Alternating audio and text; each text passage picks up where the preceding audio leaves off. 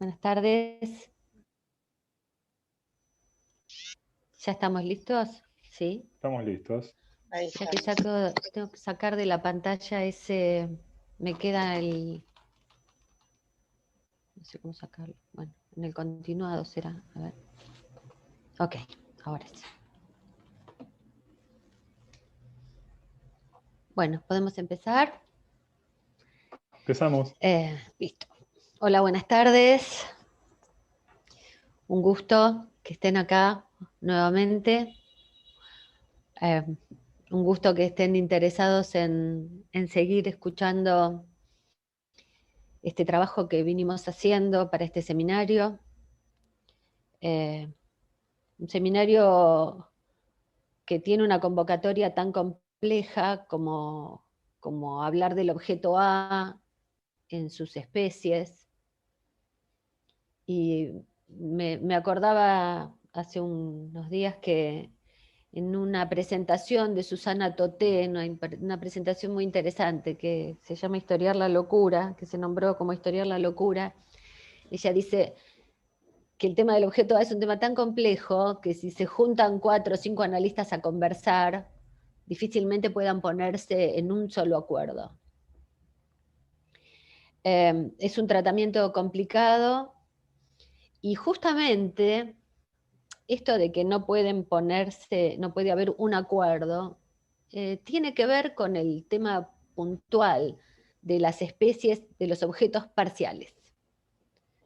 Porque esta cosa de que sea parcial significa que no es total. Y a veces hace falta recordar las obviedades. Esto de que el objeto sea parcial significa que no hay lo absoluto ahí. Y este es el trabajo que nos proponemos desplegar cuando hablamos de los objetos AES. A eso le sumamos la consideración y lo complejo de lo primero que se dice del objeto, que siempre es el objeto como causa, ¿no? Y el objeto como causa es algo también bastante difícil de ubicar, sobre todo en la clínica. Si nos olvidamos de cómo se estructura y cómo se constituye el objeto como causante, es difícil después, claro, poder hacer con él en la clínica, ¿no? Entonces, considerar este abordaje desde los objetos parciales, en términos de las cuestiones clínicas, en términos de hacer alguna mención de cómo escuchamos estas cosas en relación a las neurosis, etcétera, y otras presentaciones, a nuestras presentaciones de la práctica, el punto de partida es desde considerar las dimensiones. Considerar que el objeto, como parcial que es, también está dimensionado y también está desplegado en términos de sus dimensiones y es importante que nosotros no confundamos en la escucha simbólico y real con imaginario. Digo, las dimensiones, me estoy refiriendo a las dimensiones que establece Lacan para mostrarnos, para darnos nos ofrece imágenes que nos permiten este abordaje de algo tan inasible como es el objeto. Entonces, el nudo Borromeo, para hablar de las 3 dimensiones, real, simbólico e imaginario, aclaro una vez más, siempre bajo transferencia.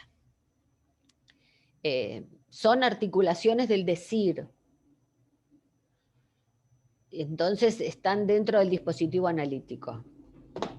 Y entonces podemos construir ese objeto, hacer para ese objeto un artificio de decir. Esa es la propuesta de ir recorriendo muy someramente estas cuestiones que las ponemos del lado de la clínica del objeto.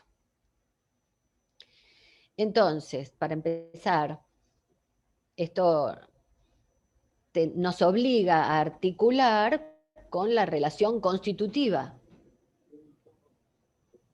Hablar del objeto, de los objetos parciales no se trata de hablar de una cosa que cayó en el presente y que es en el aquí y ahora, sino que habremos de parcializar. Y para parcializar partimos de que esta es una parcialidad constitutiva entre el objeto, el sujeto, entre el sujeto y su otro. Yo les vuelvo a, ya la semana que pasada habrán visto que mis esquemas son un poco elementales, pero me gustan los esquemas, a mí me permiten imaginar. Cuando decimos que la articulación es lo constitutivo para hablar del objeto A, tenemos que hablar de esto, ¿no? A ver si lo vimos. Es la relación entre el objeto A con su otro y el lugar que ocupa el sujeto ahí. Sujeto, objeto, esta articulación la estamos viendo ya, como el sujeto se relaciona con su otro con minúscula, con su otro con mayúscula. Pero esto nos permite considerar que cuando estamos hablando del sujeto, estamos hablando de lo que falta, de lo que no hubo y de lo que no habrá. Es con esto con lo que se establece el decir que nosotros escuchamos, ¿no? Con esa falta, y eso entonces es una cosa difícil realmente, por el tema de lo real y la falta, es una cosa difícil establecer lo que falta. Pero partimos de acá, de que este A está tachado porque hay una parte que el A le arranca, el objeto A le arranca, ¿no?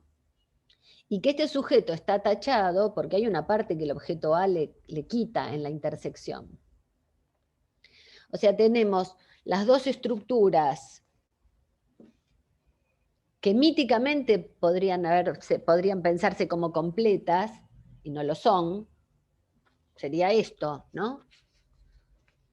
Sería como si el sujeto fuera completo, el otro fuera completo, pero resulta que el sujeto está dentro del campo del otro. Y si el sujeto está dentro del campo del otro, lo que nos va a ocurrir es que la semana anterior hablábamos de que constitutivamente el simbólico que aporta la relación con la madre, ahora vamos a entrar mejor en eso, el simbólico que aporta, está fallado, ¿no? No hay madre completa.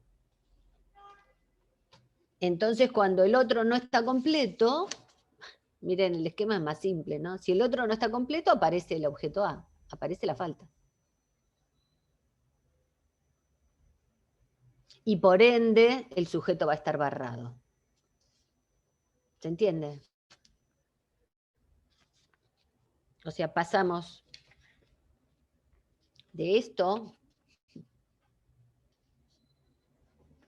a la constitución verdadera, que es el campo en el que se inscribe un sujeto está en falta.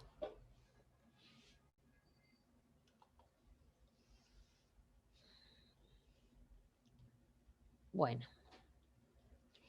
De las especies del objeto, lo que nos hace decir esto es que serán las que constituyan también lo que determina esa falta. Porque ese campo tiene forma. Por eso hablamos de la determinación de la hendidura del sujeto. Hay una hendidura, tiene una determinación, tiene forma de vacío, y como vacío tiene forma. Eso es también una cosa extraña.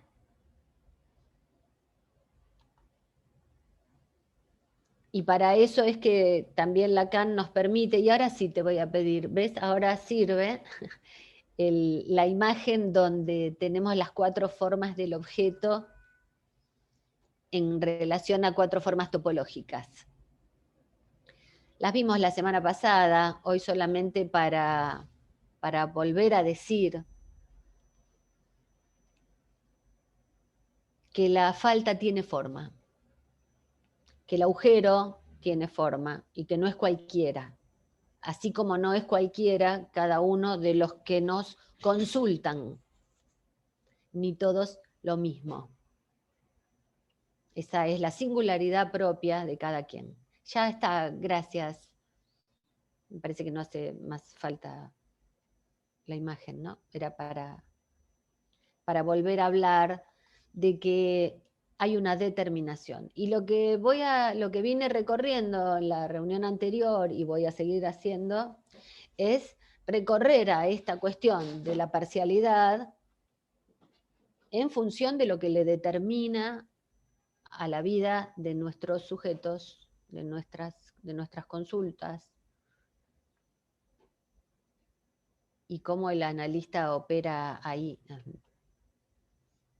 para liberar de esa determinación que Freud llama también irreductible, ¿no? El deseo irreductible. Entonces, porque ubicamos que en el comienzo, ya en el comienzo, el objeto no es objeto de la necesidad, no permanece como objeto de necesidad primordial.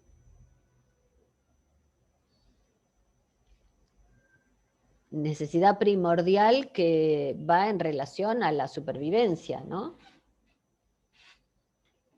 Lo decimos otra vez, el sujeto humano al nacer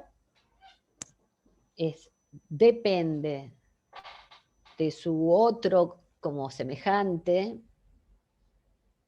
a punto de vida o muerte. La necesidad de supervivencia es el estado de riesgo que cualquiera de nosotros sostendrá a lo largo de la vida. Y la relación de la dependencia, entonces. Se va, cuando hablamos de los objetos que se subrogan, se me trabó, el objeto y sus subrogados. El pecho ya no es un alimento, pasa a ser un objeto erógeno, los agujeros se convierten por vía del significante. Entonces ya no estamos en presencia de la necesidad primordial. Pero sí vamos a estar cada vez en presencia de eso que deviene como objeto de deseo. Cada vez vamos a estar en presencia de la determinación, de la estructura. Cada vez.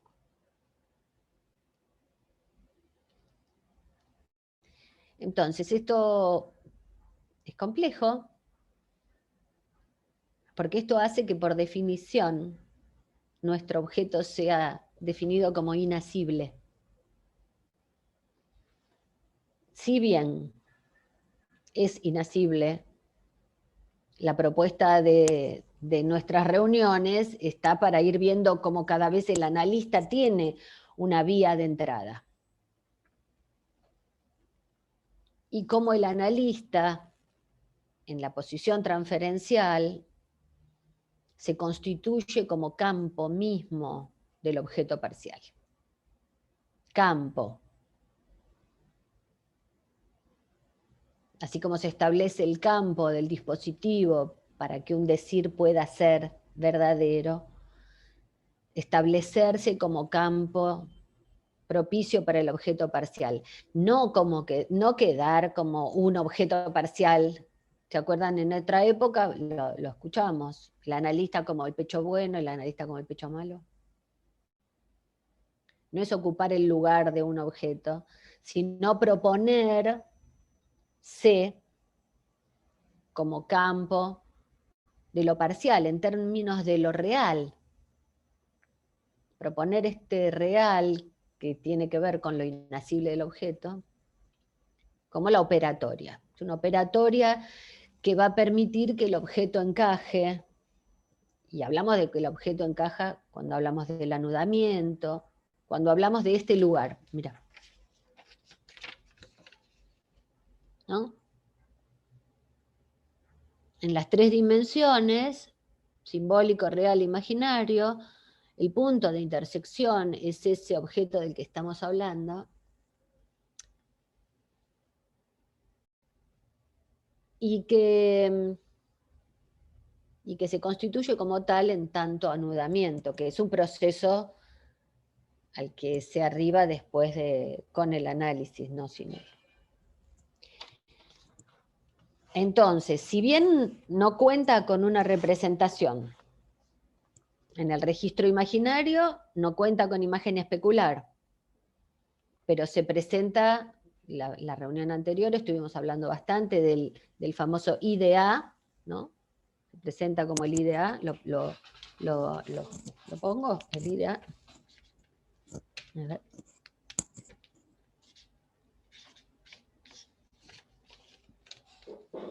¿Sí? La cara imaginaria del objeto. Esto es lo que el yo habla, muestra, su imagen de sí mismo, ¿no? Algo de eso fuimos diciendo. Pero bueno, no me quiero desviar. No cuenta con una imagen especular, pero se representa en el IDA. Hoy lo vamos a ver, vamos a hacer una pasada por la cuestión del estadio del espejo, que nos permite ver claramente esa cuestión, ¿no? Tampoco admite una definición en el registro simbólico. No se puede definir absolutamente, o sea, no se puede definir como total, ni en imaginario, pero lo vemos en el IDEA, no se puede imaginar, no se puede definir como objeto total en el registro simbólico, en tanto puro significante, pero sabemos cómo se representa en el registro simbólico. De hecho, la semana pasada justamente estábamos hablando de que ese registro simbólico se constituye en el fracaso de la relación madre-hijo.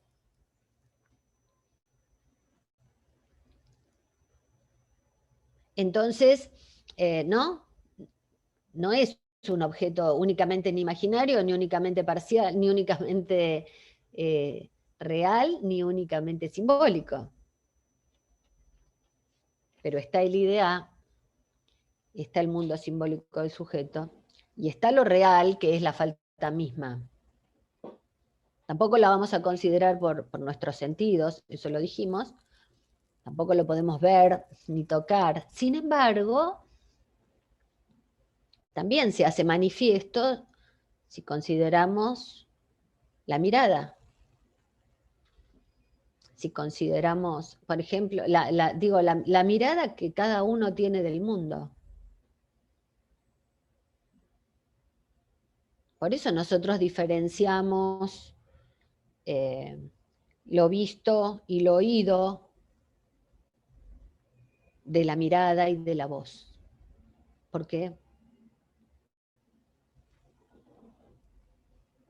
Porque cuando hablamos de la mirada y de la voz estamos hablando de este objeto parcial que se constituyó en el sujeto. Entonces, esa diferencia ya no es pura biología, ¿no? Bueno, así convenimos con estas aclaraciones, convenimos lo inasible, y por eso lo definimos como real, como espacio de agujero, como espacio que se establece como falta que constituyó al sujeto mismo, ¿sí? Como un lugar, ese es el lugar propicio donde trenza el analista. Por eso insistimos con el esquema de las tres caras del objeto, estas. Ahí es lo que decíamos ahora, ¿no? El mundo simbólico, la cara del imaginario y la cara de lo real. Son tres entradas que el analista no confunde en sus operaciones, en su escucha. Entonces, finalmente, y desde el comienzo de todo tratamiento, consideramos las tres dimensiones y hacemos presente que la posición subjetiva es, en tanto se constituyó para cada uno como objeto de. La propuesta es que recibimos a los que nos consultan teniendo en cuenta que estamos ante esa articulación, ¿verdad? Bueno. El comienzo de la articulación de ese sujeto con su pequeño otro y con su gran otro, no viven separadas, no está separado, y eso es lo que nos articula en relación a la función de dependencia. Entonces, ¿cómo se encuentra insertada esa relación especular? ¿Cómo toma lugar? Y cómo depende del hecho de que el sujeto se constituyó en el lugar del otro. Se constituyó acá. Se constituyó acá. Se constituyó en el campo del otro. Acá está el campo del otro. Ahí está. Está mal. Ahí, ¿no? El sujeto se constituyó en el campo del otro. Se constituye por la marca en la relación con el significante. Ese otro simbólico que en algún momento escuchamos nombrar como el tesoro de los significantes, no es la completud. Entonces, entre el sujeto y el otro, entre ninguno de ellos puede coexistir con el otro si no está marcado por la barra. Es decir, por esa posición de dividido que significa la incidencia del objeto A, ¿no? Acá ya están barrados. Es la barra en el sujeto, la barra en el otro, como efecto de esta falta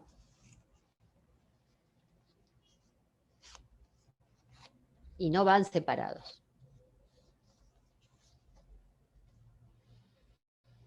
Bueno, ahora, ¿qué tiene la determinación de esa hendidura del objeto A? Lo vimos, lo decimos nuevamente, que se presenta bajo sus cuatro formas, cuatro vertientes, que se inserta sobre dos vertientes, en la demanda y el deseo. Este lo hicimos la semana pasada, pero si les parece lo repasamos. Cuando decíamos que esa hendidura, que es previa, que es la de la Constitución, esta hendidura, es la que le va a dar forma a nuestros objetos, a las especies del objeto. Entonces, se inserta sobre dos vertientes, sobre la demanda y el deseo, sobre la vertiente de la demanda, el pecho, la función que se le da en el psicoanálisis al excremento, la otra vertiente, que tiene relación del deseo, al deseo, y que recordamos una vez más que Lacan dice de eso que es una función en un grado más elevado. Una función, un grado más elevado que el de la demanda.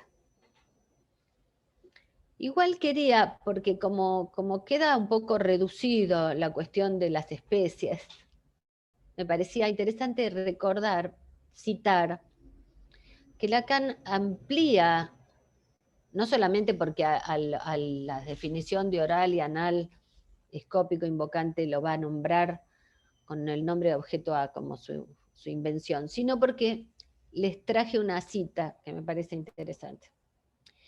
Que es de la conferencia del 60, en la dialéctica del deseo, dice, para introducir otros dos objetos del deseo, la mirada y la voz, dice así. Observemos que este rasgo del corte no es menos evidentemente prevalente en el objeto que describe la teoría analítica y nombra pezón, excremento, falo, entre paréntesis como objeto imaginario, chorro urinario, y agrega una lista impensable si a ella no se le añade con nosotros el fonema, la mirada, la voz, la nada.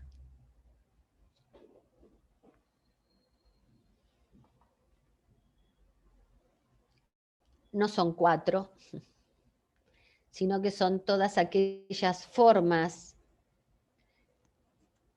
que le den forma al vacío.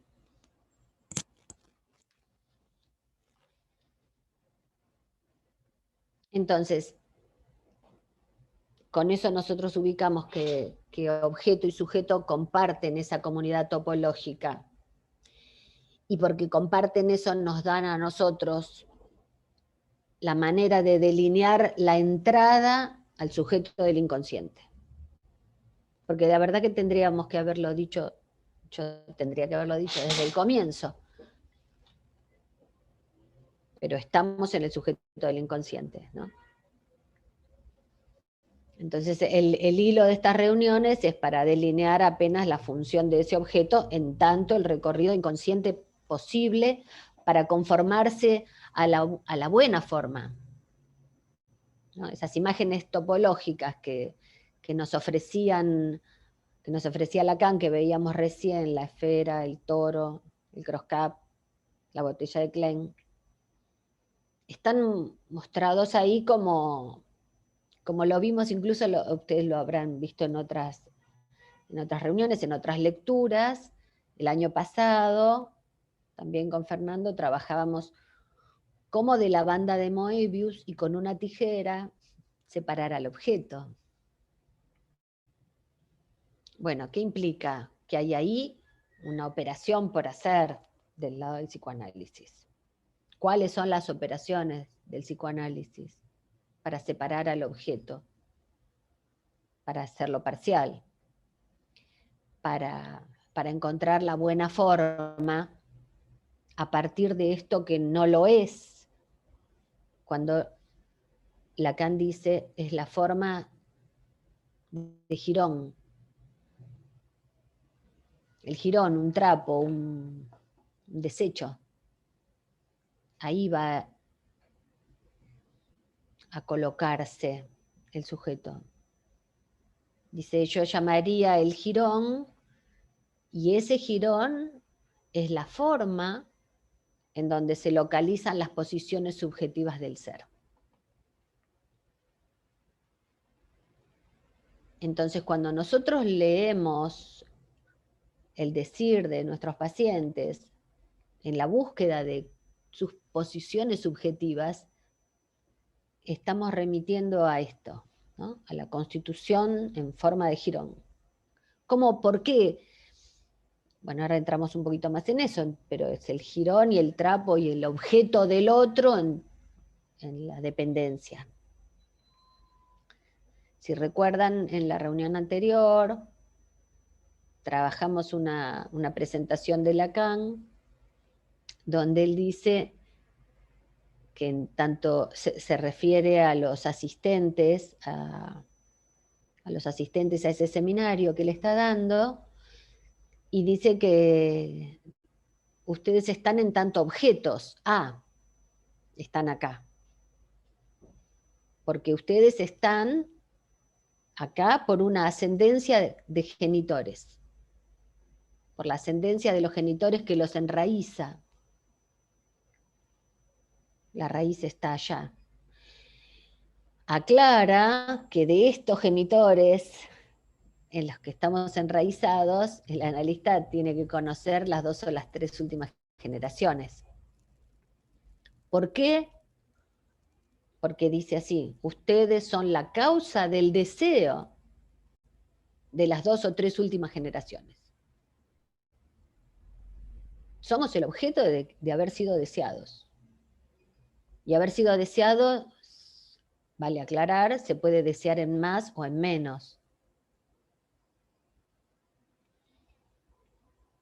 Entonces dice están acá por el hecho de que cada uno de ustedes haya sido colgado para taponar el agujero de deseo de sus otros. Esto de estar en un lugar a taponar el agujero, falta, el deseo del otro, lo vamos a retomar para ubicar de qué se tratan las perversiones o de qué se tratan los modos perversos en la neurosis. Adelantamos eso. La dinámica de lo perverso, la dialéctica de lo perverso es ir a tapar la falta de su otro. Ahora lo vamos a ubicar eso. El voyeur en la mirada, el sadismo y el masoquismo con respecto a la voz, ¿sí? El exhibicionista, son presentaciones que hablan de los objetos AES, de la voz y de la mirada en sus distintas manifestaciones, pero no son propias de la estructura perversa, sino que es como necesariamente se encuentra el neurótico para velar esa falta de su otro. Que si queda develado es cuestión de vida o muerte, ¿no? Si volvemos al comienzo. Entonces hay que sostenerlo al otro como completo para que me sostenga a mí. ¿Mm? Pero con ese costo. Por eso el psicoanálisis hace una operatoria ahí, porque el costo es alto, es demasiado. Bueno, entonces, sigo. Vemos que entonces con esas formas vamos constatando la función del objeto, de sus vertientes, vamos viendo cómo hay una equivalencia entre el A y su otro, y vemos también ahí cómo el hombre se repliega y se adhiere a ese su otro preformado. ¿Ah? Toma la forma de aquel que lo hizo a su imagen. Una imagen que es semejante y también invertida, ¿no? Pero estamos ubicando que que estamos escuchando, esto es lo que nosotros recibimos, es un alguien plegado y adherido,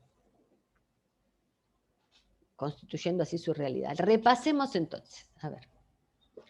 La relación esencial es la de aquel momento del niño a los 6 meses, alrededor de los 6 meses, que es cuando viene a captar en la experiencia inaugural el reconocerse en el espejo. Verse en esa imagen exterior donde se ve como totalidad. Entonces se ve unificado, pero no lo está, ¿no? No está unificado en lo motriz, no está absolutamente ni en lo simbólico, no está en estado de prematurización. Entonces esa imagen totalizante, el momento es ¿no? En el momento que ve la imagen totalizante, hace que se vuelva hacia quien lo lleva, se vuelve hacia quien lo está soportando, lo está sosteniendo. Mira a ese que está ahí detrás de él, mira hacia el adulto, que es el que representa al gran otro. Ese encarna a su gran otro, ¿no? ¿Qué hace con esta torsión de la mirada? No es una torsión de la mirada. Con un movimiento de la cabeza y del ojo, lo que hace es solicitar el asentimiento. Construimos en el estadio del espejo el sentido de ese momento, ¿no? Que es remitirse a un movimiento de esa mutación que gira y vuelve a la imagen, le pide que ratifique el valor de la imagen. Así se anda por la vida, ¿no? Escuchamos cuántas veces esta dependencia del deseo de reconocimiento, de ser reconocido por el otro. Y lo que un sujeto es capaz de hacer, esto en el recorrido por el amor, que ahora creo que espero llegar a alcanzar esto, en algún momento Lacan dice por qué el deseo está en el amor. En el recorrido por el amor, cuando hablamos del amor psíquico, decimos qué es capaz de hacer un sujeto, qué es capaz de hacer una persona para ser amado, para ser objeto de deseo de ese otro, ¿no? Las posiciones sacrificiales, el amor masoquista, el amor divino, las maneras en las que Lacan nos señala los distintos tipos de amor, pero siempre el amor del sufrimiento, en tanto revive, reactualiza o actúa esta constitución subjetiva, ¿no? Entonces esta solicitación, esta demanda de que el otro sea el que ratifica el valor, será presente. Tenemos un indicio ahí del vínculo, de cómo se inaugura esa relación con el gran otro, ¿no? Y a través de esa función, la imagen especular. Se constituye ahí la imagen. Este es la parte de arriba, ¿no? La cara imaginaria del objeto. La que usamos en el matema del IDA, que ya lo puse. Lo puntuamos en la reunión pasada, como el matema del IDA. Esa pequeña imagen desde donde parte la demostración, en que ese momento que es jubiloso, donde el niño se asume como una totalidad, funcionará como su imagen especular, pero se asume como una totalidad que no es. Y ese engaño seguirá siendo, también. Siempre nos encontramos con que cada persona está en la aspiración, aspira a la totalidad, la aspiración al uno funcional, la aspiración a la completud.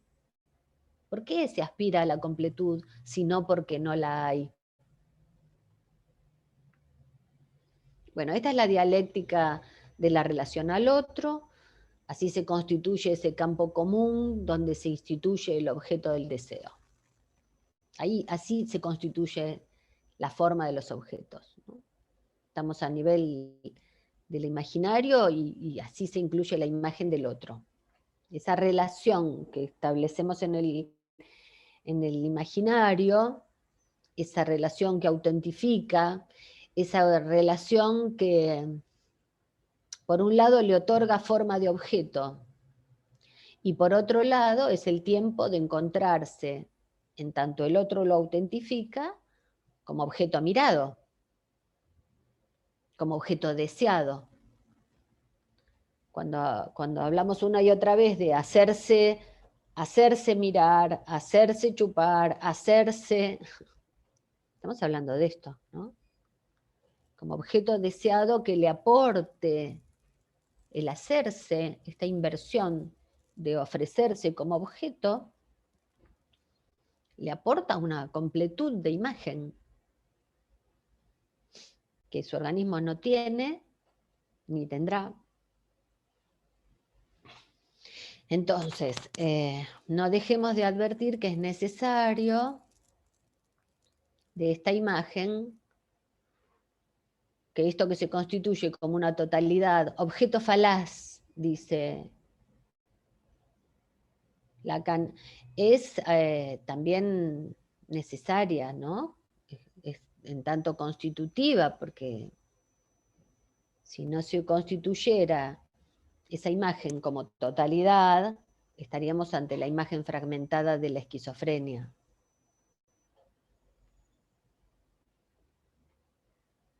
También estamos en ese punto donde si se constituye al yo como puro objeto, nos encontramos incluso con las presentaciones de la melancolía, ¿no? Donde El reproche, el autorreproche está dirigido a un solo objeto, que es el yo. O en la paranoia, ¿no? Donde esto que se establece como el marco simbólico de un sujeto es siempre rechazado. Se establece una posición paranoica, la posición paranoica del yo, pero es esperable. Si se constituye en estas condiciones.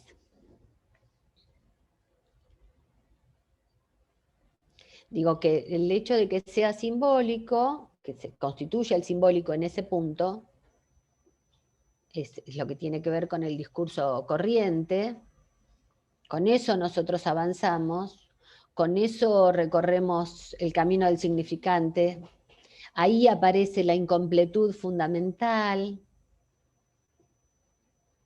y ahí se establece ese lugar de engaño, el lugar del otro como un lugar de engaño. Estoy haciendo alusión a la posición paranoica del yo, ¿no? Lo que es el lugar del otro que introduce esa falta, esa abertura, que también es lo que en su momento Freud nos propone en la articulación de lo que se refiere a la pulsión. Un recorrido haciendo borde al agujero. Entonces, bueno, estamos dentro de las coordenadas del psicoanálisis, ¿no? Y entonces hablamos de la dependencia, que no es otra cosa que la verdadera naturaleza de mi dependencia de su otro. Y especialmente de su deseo. El que me devuelve con la mirada, con su mirada. Ese deseo que me autentifica nos tiene que tener atentos a que esta es una conjunción terrible del sujeto con el A. Y que entonces esto será el cuerpo mismo del fantasma, ¿no? El fantasma va a estar ahí, a ver si lo habíamos puesto acá.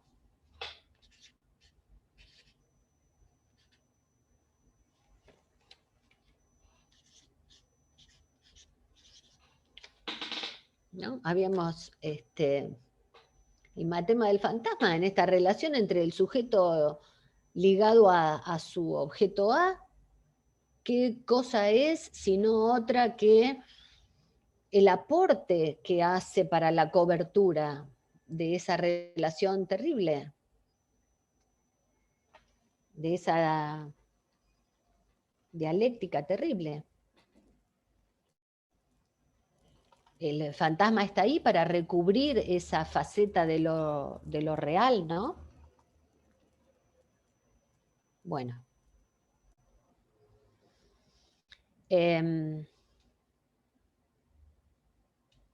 Aquel momento jubiloso entonces y aquella engañosa totalidad y esa imagen especular es para decir que yo soy A y que mi deseo es el deseo del otro.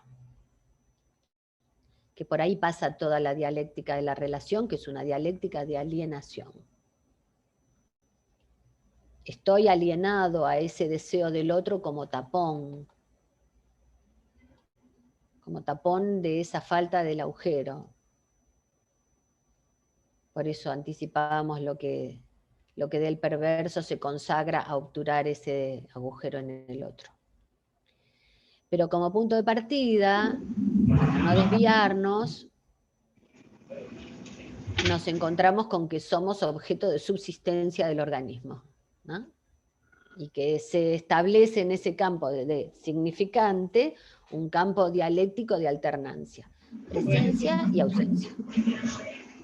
Fue la presencia y la ausencia lo que estableció la falta. Presencia y ausencia de la satisfacción absoluta que no puede dar ni la madre en lo biológico, ni en lo simbólico, ni lo simbólico que nos antecede. No hay completud en lo simbólico. Entonces, así lo ubicamos como constituyente de nuestra primera orientación, el primer modo de alcanzar la orientación subjetiva. Y también ocupamos ahí lo que será la rivalidad última, ¿no? La rivalidad que también se constituye en ese punto del desarrollo. El tiempo relativo a ese estadio de indefensión, de inermidad, de sorpresa, es un encuentro con la muerte misma.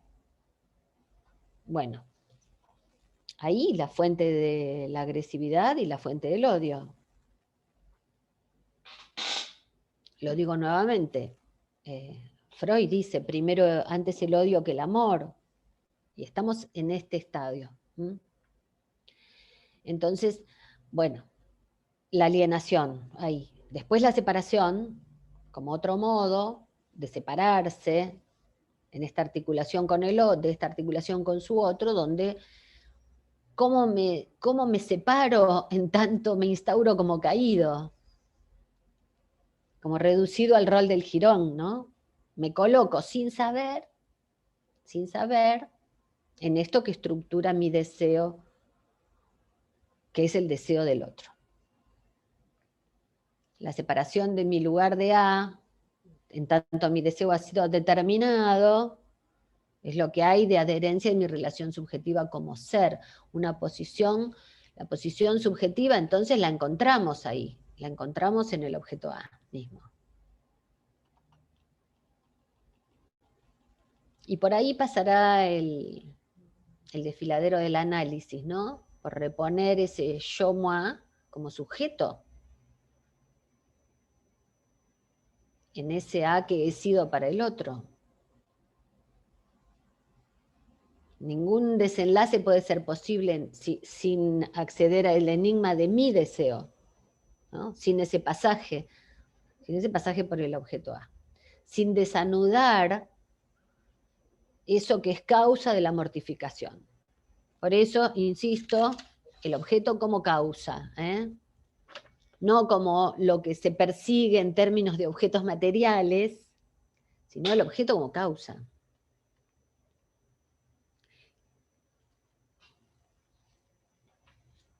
Que claro, que las personas después van en busca de los subrogados, en busca del velo, en busca de la satisfacción. Ahora vamos a hablar de cómo nos relacionamos con la satisfacción, ¿no? A través de objetos materializados, cualquiera sea, no son solamente objetos de consumo los que se compran y se venden.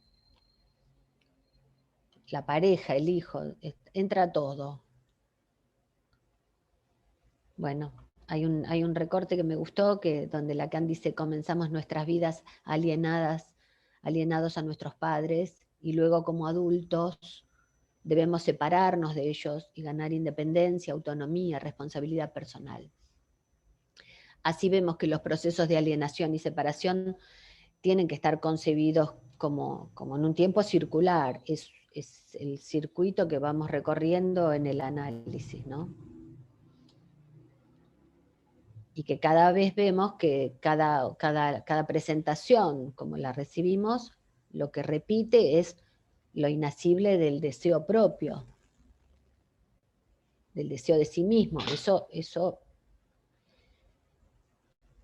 está perdido en el principio, ¿no? Entonces, como colocarnos como analistas que tratan de ubicar esa relación, por ejemplo, en ese campo escópico, en el IDA, ¿no? En el reflejo de sí, en esa imagen como se constituyó, que el analista esté presente en la orientación de la cura para direccionar ese atravesamiento de ese reflejo de sí. Allá donde se establecieron las identificaciones especulares, las identificaciones primeras, que después son la base de las que vienen. Entonces esa relación es la que nos interesa en tanto que nosotros analistas venimos a ocupar un lugar de otro, pero cuidado con eso entonces. Ahora todo lo que dijimos hasta acá es para advertirnos de que ocupar el lugar del otro, de un otro, no será el mismo, no será el mismo que lo constituyó. Y que además constituyó el síntoma, ¿no? Entonces, ¿qué lugar ocupa? ¿Cómo ocupar un lugar de otro? ¿Desde dónde interrogamos el lugar?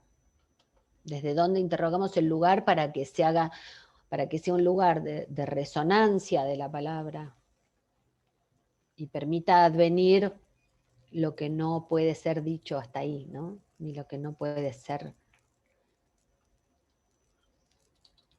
lo que no ha sido. Entonces, aquel corte que vimos que se hace con la tijera en la banda de Moebius, ¿no? Y los cortes de estas figuras que nos proponen una imagen, nos proponen un corte en términos de la historia. Las operaciones del análisis van en el corte de su historia y en el corte del estatuto del sujeto como tal. Tal en función de cómo se constituye en la entrada de su vida misma, ¿no? Claro que de lo que estamos hablando entonces, en el trayecto de invertir ser objeto de deseo del otro a que su deseo sea su causa. Que sea su motor y su porvenir. Ya no el puro destino irreductible que le fue otorgado, ¿no? Por eso tomamos nosotros la semana pasada, lo vuelvo a citar,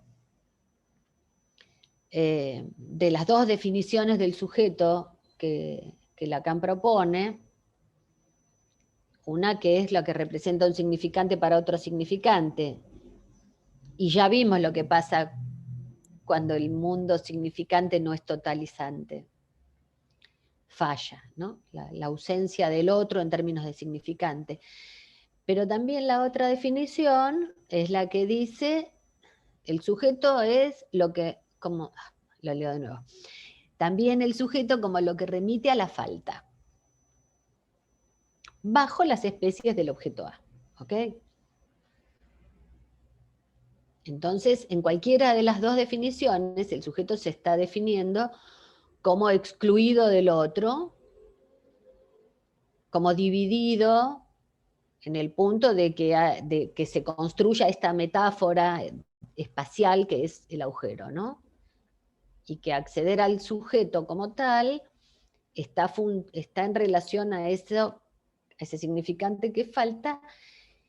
Y estoy diciendo esto para decir que es imposible totalizar el discurso, que el trabajo estará siempre en extraer algo del campo que sea aquello que pretenda totalizarlo. Que es lo que nos vuelve al campo de los objetos parciales, ¿no?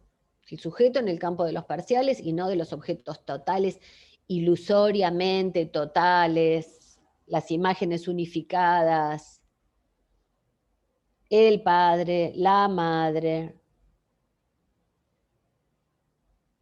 el nombre del padre y no los nombres del padre, porque el pasaje del nombre del padre a los nombres del padre tiene que ver con lo parcial. Las operaciones del psicoanálisis nos orientan en la posibilidad de la separación, de la separtición, de hacer del deseo único lo parcial. Eso corta el efecto alienante. Es la modulación misma, extracción del objeto. A partir de eso, de ese efecto alienante,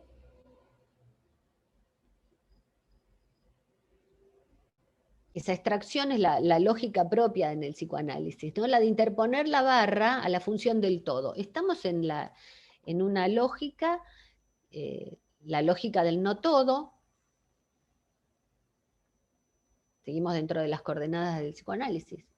La lógica del no todo es esta, es la lógica que interpone la barra a la función del todo, al uno unificante, al uno de los universales. La barra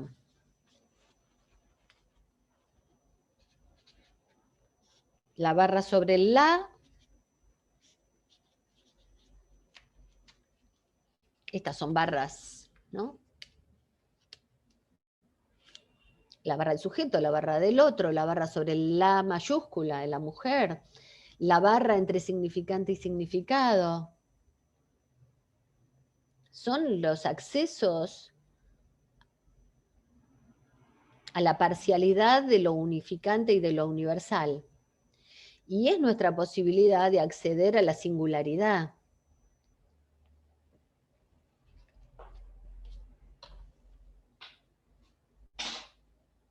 Y entonces podemos torcer eso que viene siendo siempre presente en la vida, conforme a un modelo de pasado, aquello que fue estructurado como un deseo irreductible,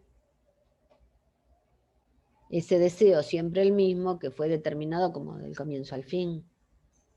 Esa experiencia que nos permite entrar en la función del todo, como cuantificador, la función del universal, estamos ubicándola como sometidos a esa lógica, que es la lógica del discurso ordinario, pero que nos hace necesario intervenir en esa función para alcanzar, en vez del todo y del para todos,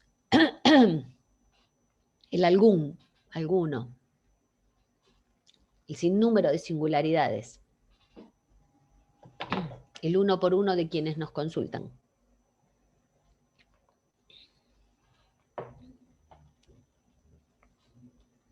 El uno por uno que se constituyó cada uno en la discordia primordial entre el organismo biológico y cómo constituye a partir de ahí su realidad humana.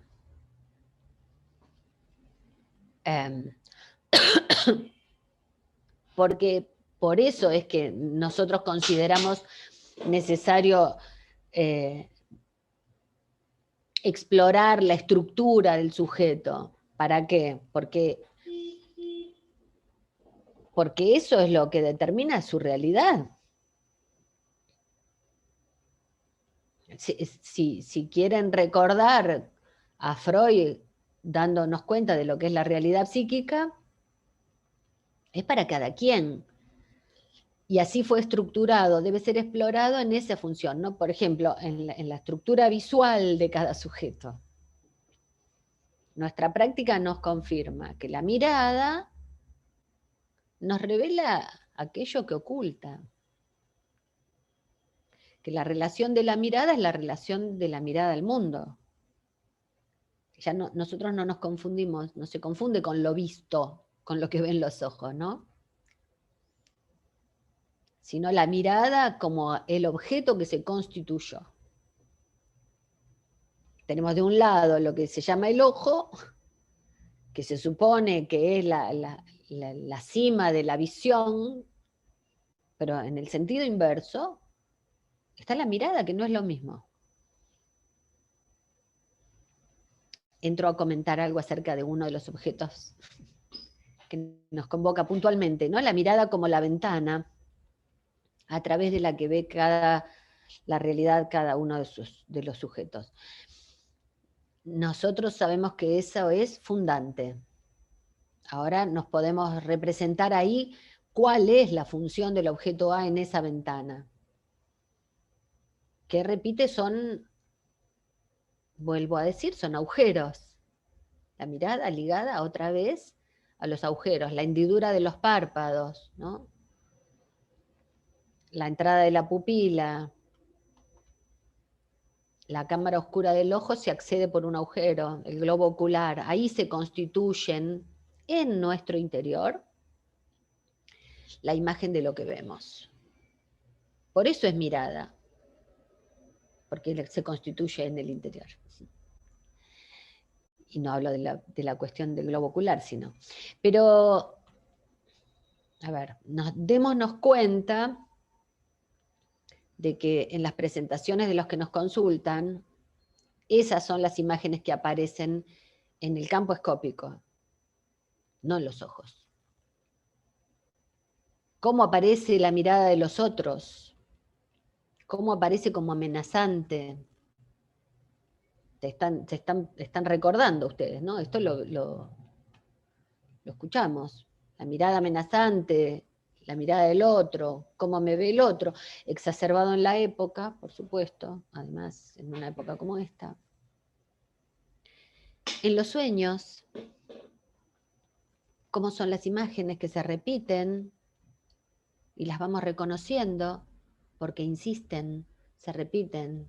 Nosotros seguimos la serie de los sueños y podemos ubicar sus transformaciones. La mirada repitiendo rasgos que los escuchamos dominantes, ¿sí?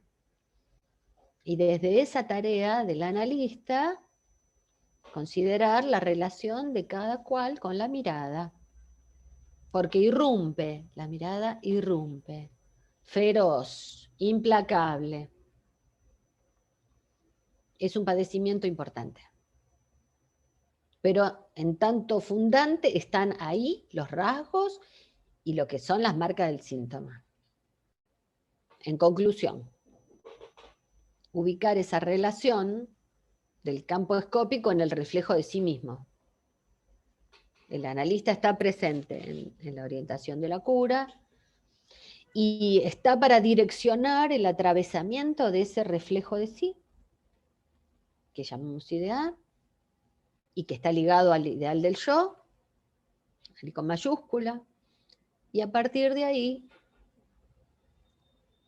se podrán afectar las identificaciones, ¿no?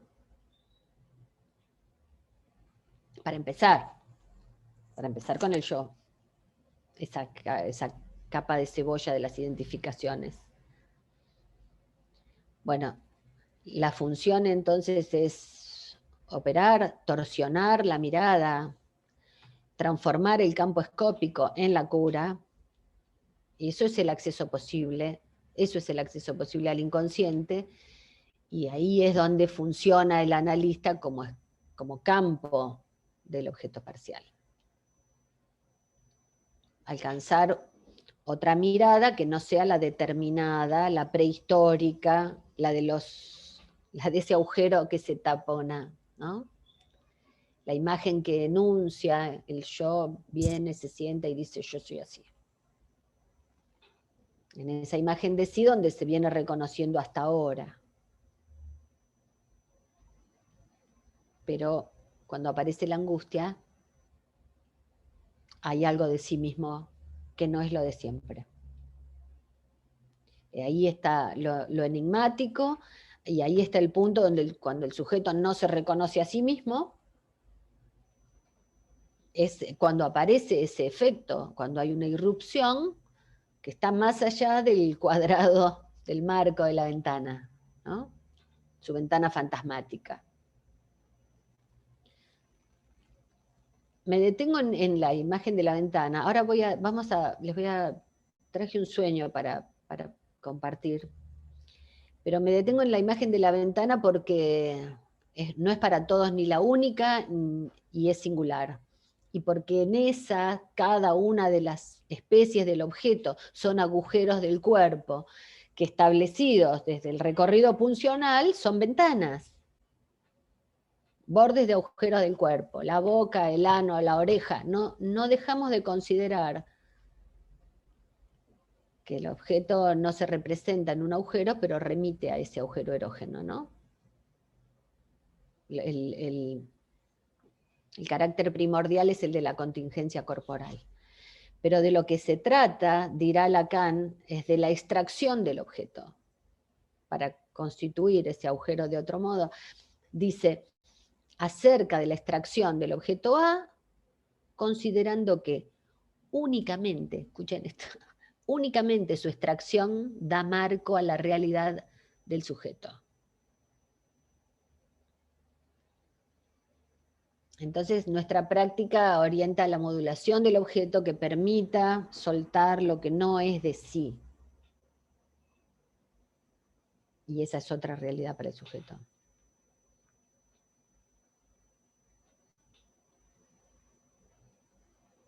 Alcanzar una solidaridad más íntima. Bueno, les quería traer para ubicar cómo, de qué se trata. Bueno, voy de nuevo. Le voy a leer unas líneas de unos versos de Spinetta, de un tema de Invisible, que tal vez algunos lo conozcan, el tema de los libros de la buena memoria. Dice así: y entre los libros de la buena memoria se queda oyendo como un ciego frente al mar. Oyendo como un ciego frente al mar. ¿Cómo oye un ciego frente al mar? Bueno, esto es porque para los poetas siempre nos acompañan, ¿no? Porque ya ese pasaje de la mirada a la voz que resuena nos dice qué lugar ocupa para cada quien la voz que habla, ¿no? Y que la torsión en la voz, a partir de cómo se coopera con la mirada, surja otra voz, la de la interioridad, y no la voz del otro con mayúscula.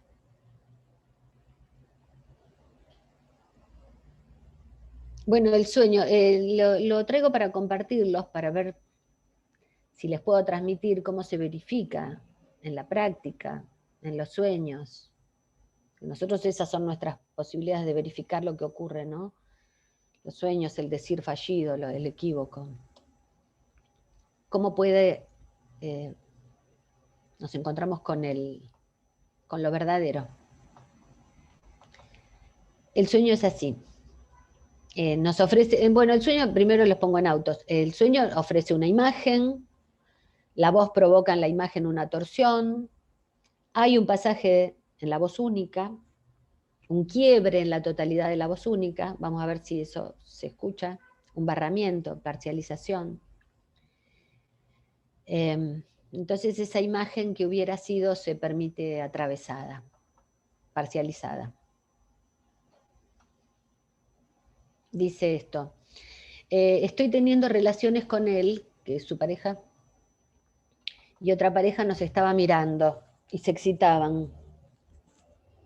En otra escena, hablando los cuatro, yo le digo, ¿nos estaban mirando? ¿Nos estaban espiando? Y el otro responde, y sí, ¿qué hay de malo? Si nos gustaba. Yo asiento, no, no tiene nada de malo. La paciente dice, me desperté con algo más clara respecto con la curiosidad de mi infancia. La curiosidad de lo sexual. Algo que dispara el sueño, el resto diurno, en la preocupación de su hijo que tiene 3 años y pico y que está dando vueltas en la curiosidad de la infancia. Ella dice, me desperté algo más claro con respecto a la curiosidad de mi infancia, la curiosidad de lo sexual. Y sí, y si yo también tenía curiosidad de investigar, y si con tanta culpa que me estuve sintiendo todos estos años me estaba engañando. Porque al final, ¿qué tiene de malo esa curiosidad de la infancia? Me desperté y estaba aliviada. No era eso de siempre de decirme, no, ¿por qué? ¿Por qué? Bueno.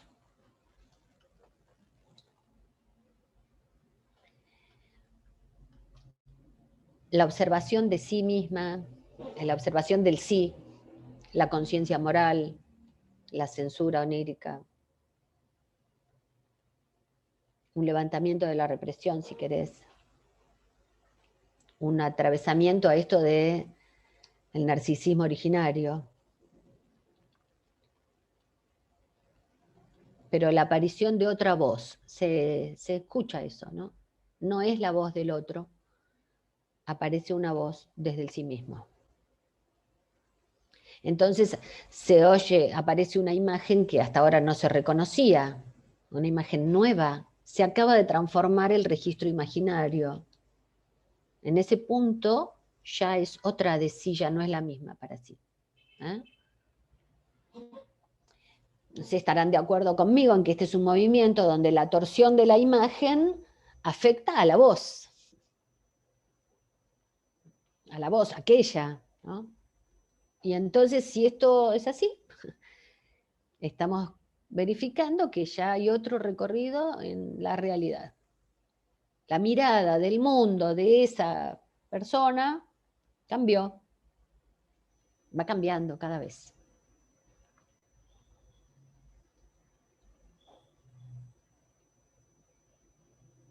Bueno, estas son las cuestiones que nos permiten ubicar el comportamiento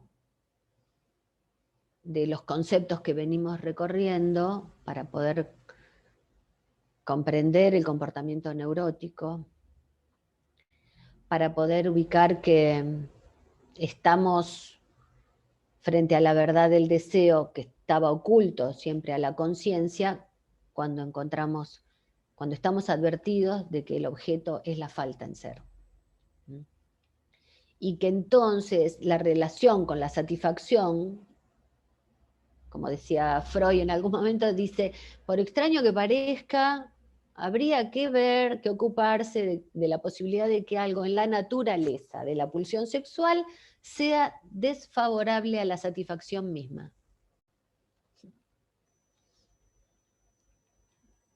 Desfavorable a la satisfacción plena. Hay algo desfavorable a la satisfacción plena. Y sí, si la experiencia de satisfacción es una acción para reproducir el estado de reencontrar al objeto al modo neurótico, ¿con qué nos vamos a encontrar?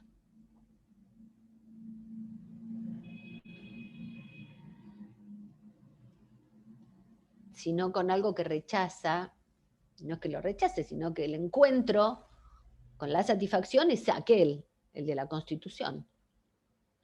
La función del principio del placer definido como un objeto ya no de subsistencia, a partir del objeto de subsistencia, un objeto de existencia. Y voy a recortar un poco por la hora para hacer algún comentario en relación a la histeria, a la manera, por ejemplo, de la histeria y de la obsesión, cuando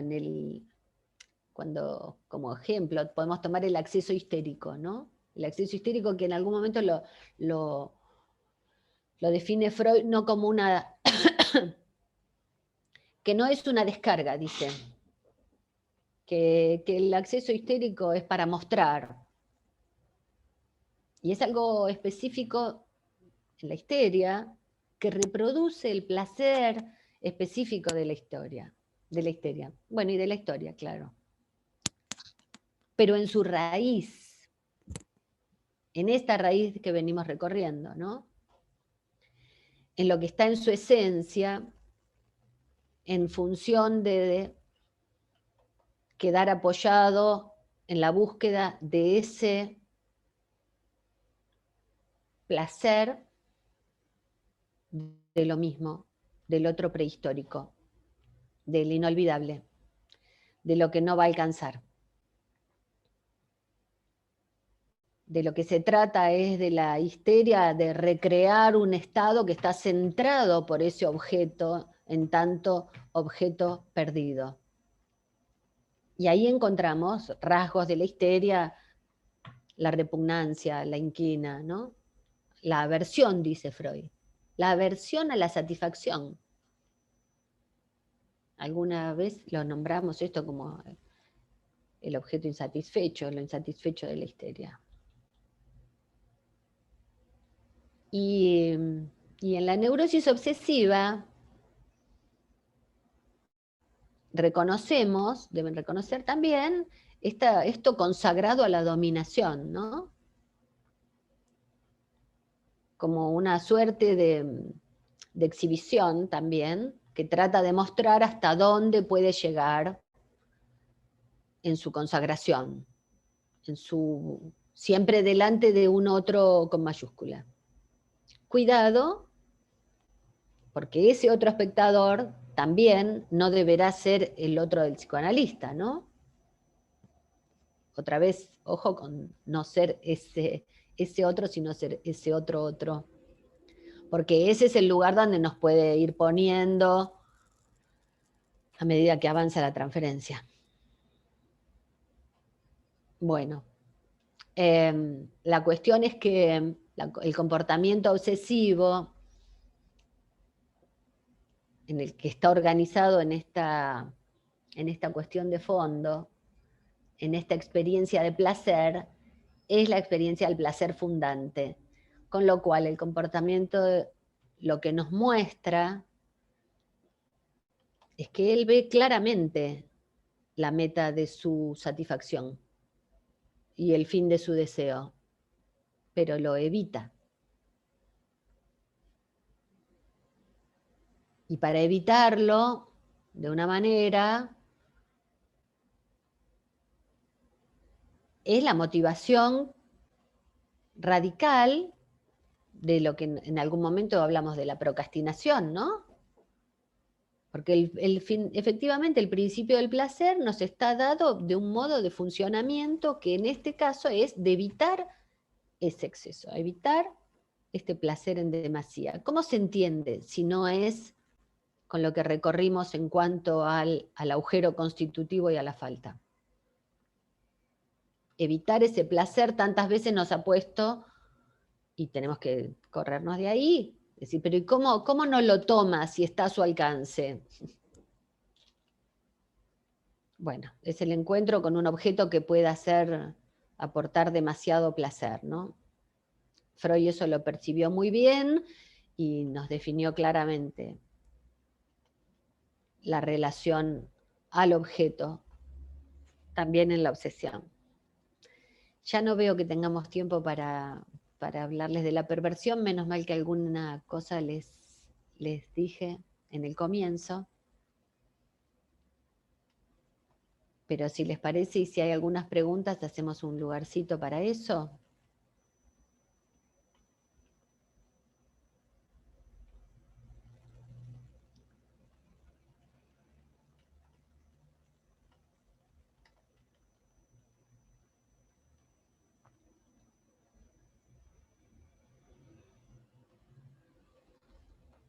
Yo no veo, pero incluso si alguno quiere tomar la palabra y hacer algún comentario antes de despedirnos. No sé si vos, Débora, podés abrir algún micrófono en el caso de que alguien quiera hacer algún comentario. Sí, sí, están abiertos. Quien quiera hacer algún comentario puede, porque puede habilitar el micrófono. Sí, el IDEA es el ideal del yo. Relación imaginaria entre una imagen con su objeto. Sí. El ejemplo de lo perverso que ubica a la víctima como asesino, el ejemplo de lo perverso, nosotros estábamos diciendo que es taponar la falta. Cuando Lacan nos habla de la posición sádica, como de la posición masoquista, dice que tiene que ver con acallar la voz. La posición sádica está dispuesta para hacerlo callar a ese otro. En los recorridos del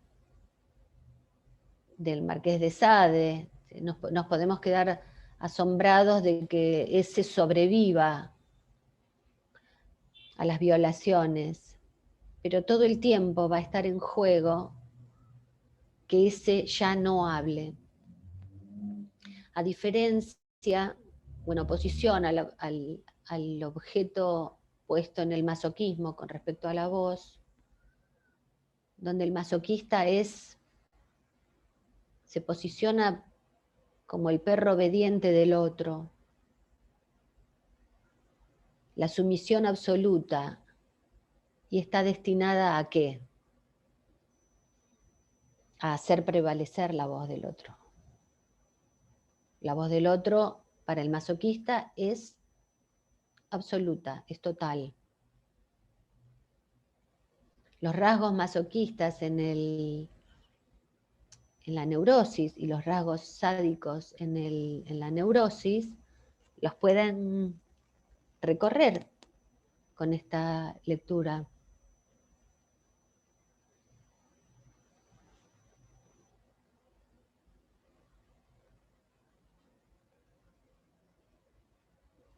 Sí, es para seguir trabajando. Todo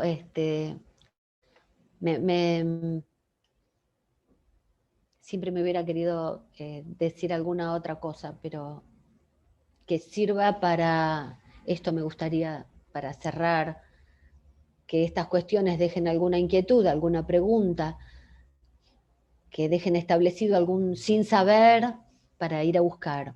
O sea, que este espacio del seminario funcione como objeto causa, como objeto causa de deseo para alguno de ustedes, y entonces nos daríamos por satisfecho, Misión, no sé, porque misión es medio cumplida. complicado, pero por una misión cumplida, sí. Bueno, ¿querés decir algo, Fernando? ¿Nos despedimos? Nos despedimos, nos despedimos. Me quedo pensando en el sueño. Sí.